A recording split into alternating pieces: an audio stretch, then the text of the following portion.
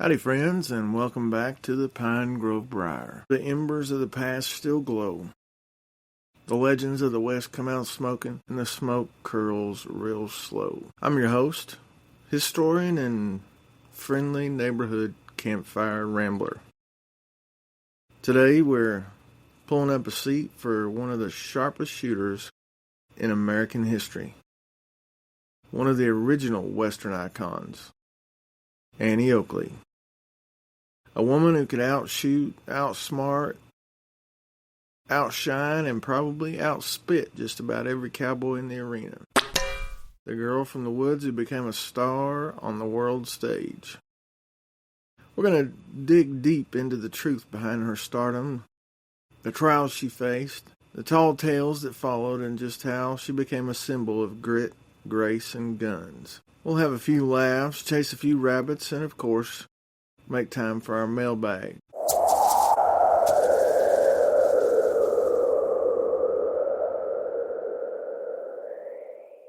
But before we get into today's story, I want to remind you about our friends at the Gatlin Burley Tobacconist, found on Level D in the Mountain Mall in Gatlinburg, Tennessee. Whether you're looking for great pipe tobacco, chewing tobacco, or as I like to refer to it, backer, or just a good place to go and have a good long talk with some fellow pipe enthusiasts like me. You'll find it at the Gatlin Burley Tobacconist. So, Annie Oakley. She was born Phoebe Ann Mosey in 1860 in Darke County, Ohio. Fun fact, Darke County, Ohio, I did not know this until I did some research about Annie Oakley. Me and my buddies used to run around Darke County, Ohio. Over in Greenville, Ohio, we used to cruise, as we used to refer to it back then.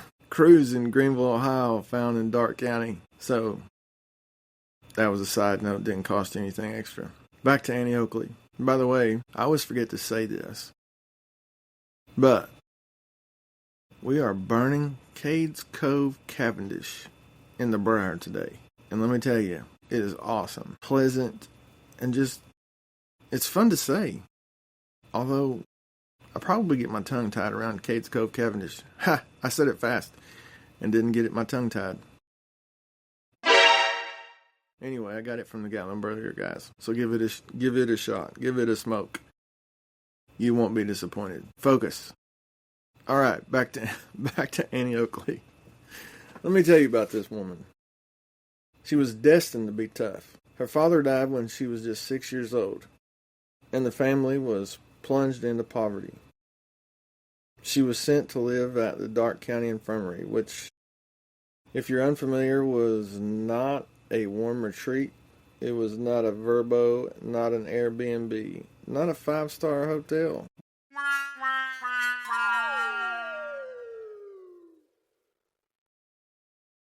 More like a mix of poorhouse, orphanage, and work camp.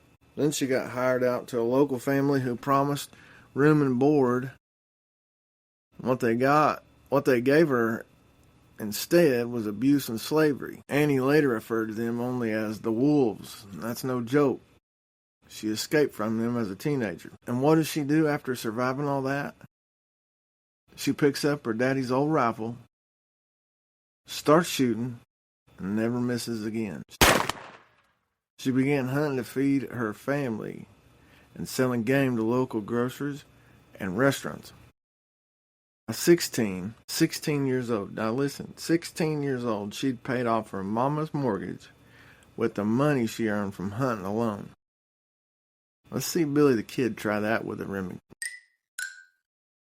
Now, around 1875, a traveling sharpshooter named Frank Butler came to town, bragging about being the best shot this side of anywhere. He challenged all the locals to a shooting contest. And guess what? Beat the pants off every one of them. That is until Annie stepped up. Just a teenager. She beat him clean, fair and square.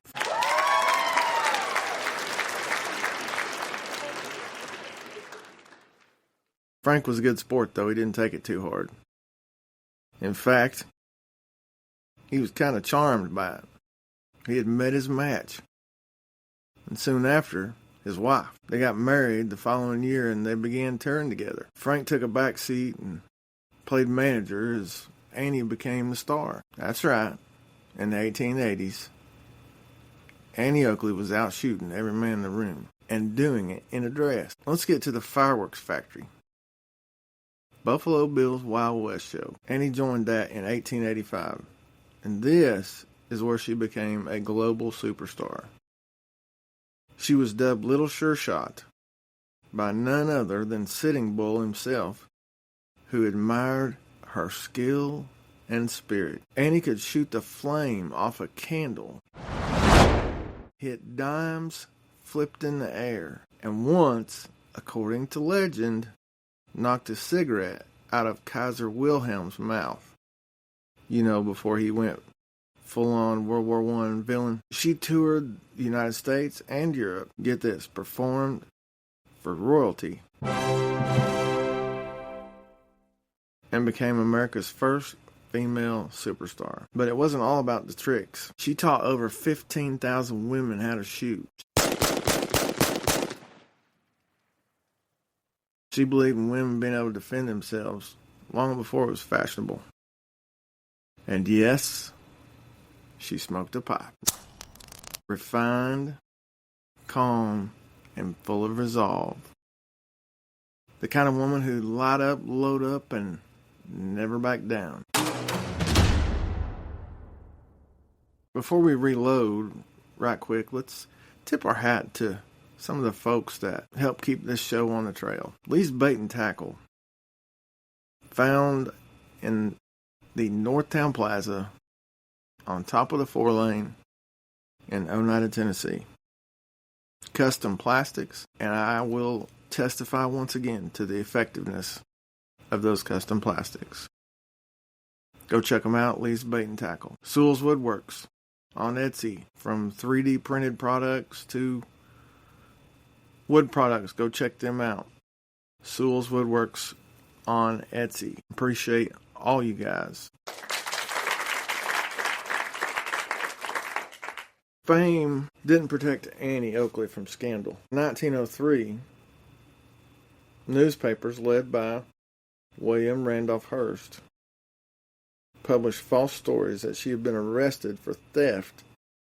Now get this, to support a cocaine habit. What? Fake news, 1900 style. She sued every last one of them. Every single paper that ran that story, and she won over 50 lawsuits. She spent her later years in quieter performances and exhibitions. She and Frank remained devoted until the end. Aww. Annie passed away in 1926, and Frank followed just 18 days later. Some say he died of heartbreak. Annie Oakley, legend, sharpshooter, superstar.